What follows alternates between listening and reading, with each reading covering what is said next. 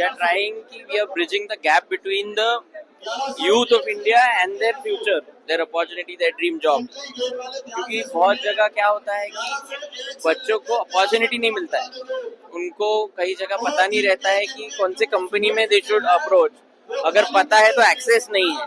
तो as a youth wing, as a youth organization, we have taken this up कि companies and youth इनको जोड़ना और सिर्फ चिल्लाना नहीं.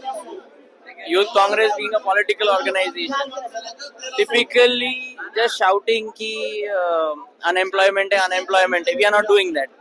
We are giving a solution.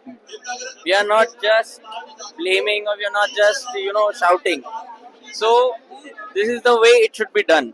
And looking at the response, जो आज आप response देख रहे हो, the unprecedented response. तो आगे भी ये बहुत, this is a revolution, this is a start of a revolution basically.